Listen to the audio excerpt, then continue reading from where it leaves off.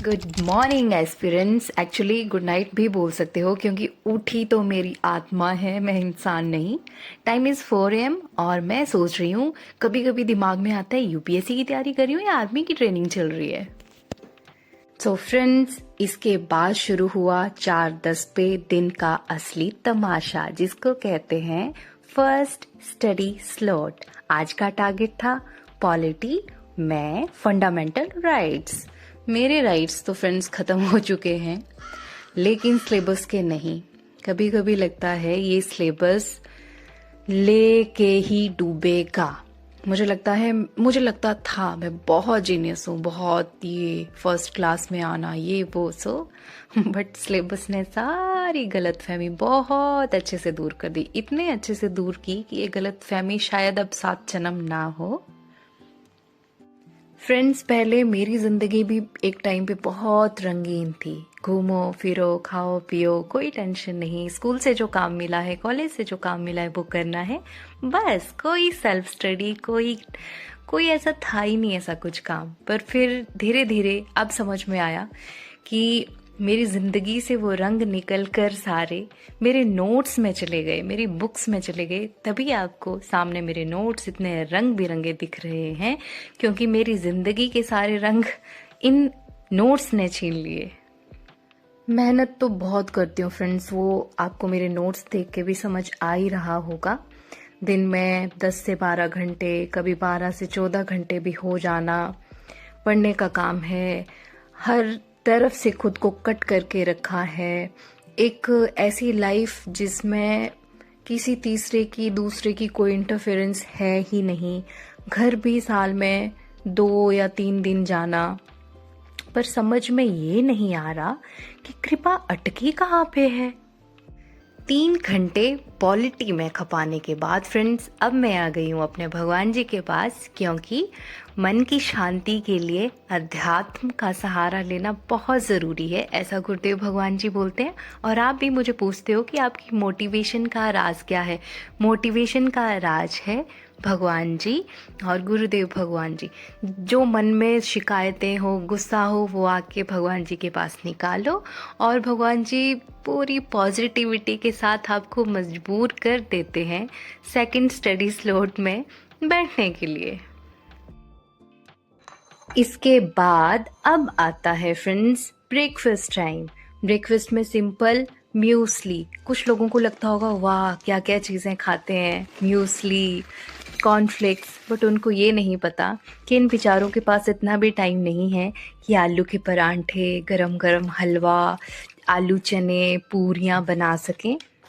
बस अब इसी से गुजारा होता है फ्रेंड्स। और दिमाग में तो ऐसे चल रहा होता है, मोटिवेशन खा रहे हैं, टेंशन पी रहे हैं, बस उसी से पेट भर रहा है और बस काम चल रहा है।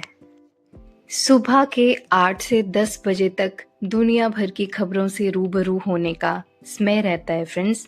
और करंट अफेयर्स पढ़ते वक्त मुझे लगता है दुनिया कितनी तेज बदल रही है, पर मेरा सिलेबस वहीं का वहीं।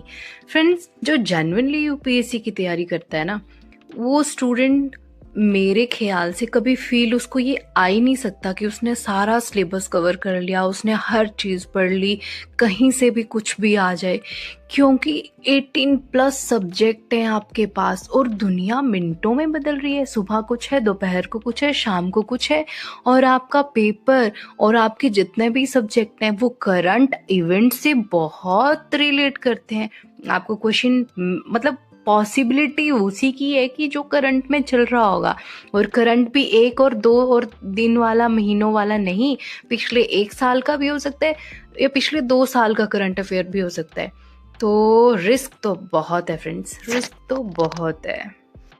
2 घंटे दुनिया भर की खबरें जानने के बाद फ्रेंड्स फील हुआ कि एमसीक्यू प्रैक्टिस प्रीलिम्स निकालना है तो बहुत ज़रूरी है। ऐसा रिस्क कोई भी यूपीएससी एस्पिरेंट ना ले कि वो विदाउट एमसीक्यू प्रैक्टिस पेपर में जाए, क्योंकि अगर वो पेपर में किसी भी मतलब बिना प्रैक्टिस के जाएगा, बिना प्रीवियस ईयर क्वेश्चंस प्रैक्टिस किए जाएगा तो उसे लगेगा ये मैं कहाँ आ गया। और एमसीक्यू टेस्ट टाइम जब मेरा शुरू होता है 2 घंटे के लिए, तो यूपीएससी के एमसीक्यू ऐसे होते हैं फ्रेंड्स, क्वेश्चन देखते ही लगता है मैं गलत हूँ, बस इसके अलावा कुछ नहीं, मैं गलत हूँ। टीचर बोलते हैं ऑप्शन को कट करना सीखो, 50-50 में आ जाओ। जैसे दो ऑप्शन हमें ऐसे लगता है कि इनमें से कोई एक आंसर होगा, जब दिमाग ने बोल दिया मैं गलत हूँ तो ऑप्शन हम डेटा कैसे करें, टीचर को अब ये कौन कैसे समझाए। 2-3 सालों से जो पैटर्न चला आ रहा है फ्रेंड्स प्रीलिम्स का उसके आगे तो मैं गलत हूँ।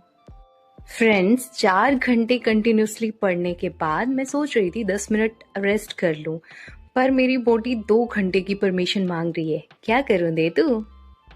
न न न, अगर अभी 2 घंटे की परमिशन दे दी तो 2026 की किक मुझे 2027 में फेंकेगी, इसलिए अभी स्टार्ट करूंगी। Next 2 hours for economy. SBI की हिस्ट्री के बारे में आज फ्रेंड्स मैं आपको थोड़ा सा बताती हूँ। अगर फर्स्ट बैंक ऑफ इंडिया की बात करें तो बैंक ऑफ हिंदुस्तान है, जो कि 1770 में कलकत्ता में ओपन किया गया था, एस्टेब्लिश किया गया था। एसबीआई के बारे में बात करते हैं, state bank of India is oldest commercial bank, और 1806 में बैंक ऑफ कलकत्ता इसका नाम था। इसको एस्टेब्लिश किया था ईस्ट इंडिया कंपनी ने, उनकी ऐसी की तैसी। अब आगे देखो, 1809 में इस बैंक का नाम उन्होंने चेंज कर दिया, बैंक ऑफ कलकत्ता का नाम चेंज करके बैंक ऑफ बंगाल रख दिया। ठीक है, जरूरत थी नहीं, बट चलो। 1840 में उन्होंने एक बैंक और ओपन किया, बैंक ऑफ बॉम्बे। 1843 में उन्होंने एक बैंक और खोल दिया, बैंक ऑफ मद्रास, उनकी मर्जी का काम था। 1921 में उन्होंने bank of Bengal, bank of Bombay, bank of Madras तीनों को मर्ज कर दिया और उसका नाम रख दिया इंपीरियल बैंक ऑफ इंडिया। इन्होंने जो हमारी हिस्ट्री में कॉम्प्लिकेशन क्रिएट की है, कभी कभी तो उन पे इतना गुस्सा आता है ना। 1955 में जो इंपीरियल बैंक ऑफ इंडिया था उसको नेशनलाइज कर दिया गया और नया नाम दे दिया गया स्टेट बैंक ऑफ इंडिया। याद रखिएगा फ्रेंड्स, ईयर भी साथ में पूछ लिया जाता है, नेम भी कौन से ईयर में इसका क्या नाम था वो भी पूछ लिया जाता है। मैंने अगर नोट्स बनाए हैं, टीचर ने अगर क्लास में डिक्टेट किया है तो मींस इम्पोर्टेंट है और प्रीवियस ईयर्स में क्वेश्चन आया है प्रीलिम्स में। 2007 में जो आरबीआई के शेयर थे एसबीआई में, उनको ट्रांसफर कर दिया गया गवर्नमेंट को। Now SBI is public sector bank owned by Indian government. तो ये ध्यान रखिएगा, छोटी सी हिस्ट्री थी एसबीआई की जो मैंने आपको बताई। आई होप आपके लिए हेल्पफुल रहेगी। अगर आपको स्क्रीनशॉट लेना होगा तो आप इंडिपेंडेंट हैं, ले सकते हैं, और नहीं लेना होगा तो ना लीजिएगा, स्किप कर दीजिएगा। 2 बजते ही फ्रेंड्स मैं पागल हो जाती हूँ भूख के मारे। मुझे इतनी भूख लगती है, इतनी भूख लगती है कि जैसे मुझे जो मिल जाए वो मैं, हर पत्थर मिल जाए मैं पत्थर भी चबा जाऊं। और आप किचन में भी बिना पढ़े नहीं रह सकते अगर आप यूपीएससी एस्पिरेंट हो तो। चाहे आप न्यूज़ सुनो, चाहे आप कोई टॉपिक सुनो, आपको सुनना पड़ेगा। सिंपल बन रहे हैं दाल चावल, क्योंकि लाइफ बहुत कॉम्प्लिकेटेड है। अगर खाने में कॉम्प्लिकेशन हो गई तो फ्रेंड्स मुश्किल हो जाएगी। और साथ में मैंने बना ली है चाट, जिंदगी को थोड़ा सा चटपटा बनाने के लिए चटपटी चाट कभी कभी खा लेनी चाहिए फ्रेंड्स। खाना खाने के बाद स्लीपी फील ना हो इसलिए मैं करती हूँ थोड़ी सी वॉक। और ये वो टाइम है जब मैं सोचती हूँ कि आईएएस बनने के बाद क्या करूँगी। फिर थोड़ी देर के बाद याद आता है अभी प्रीलिम्स भी क्लियर नहीं हुआ। ऐसा सोचते हुए भी थोड़ी शर्म तो मुझे आ ही जानी चाहिए। बस फ्रेंड्स, ऐसे ही मन घड़ंत ख्याल। चलिए फ्रेंड्स, तो अब स्टार्ट करूंगी जियोग्राफी से। और जियोग्राफी में आज मैं सोच रही थी क्लाइमेटोलॉजी से स्टार्ट करूं। वेदर बोरिंग हो सकता है पर यूपीएससी का सिलेबस कभी नहीं। क्यों, ठीक कहा ना। और फ्रेंड्स, कभी कभी जो मैं आंसर लिखती हूँ, अपने ही आंसर देखकर मुझे खुद समझ नहीं आता कि ये मैं क्या लिख गई, पर कॉन्फिडेंट पूरी रहती हूँ कि शायद यूपीएससी इम्प्रेस हो जाए। A big shout out to chai. बिना इसके मैं सिर्फ एस्पिरेंट होती हूँ, और जब चाय साथ में हो तो फिर मैं यूपीएससी एस्पिरेंट हो जाती हूँ। और फ्रेंड्स, 4 से 6 ट्यूशन टाइम है, 6 से 7 वर्कआउट करती हूँ, 7 से 7:30 डिनर बनाती हूँ। मुझे पूजा मिश्रा ने पूछा था इवनिंग टाइम टेबल, तो मैं बता रही हूँ।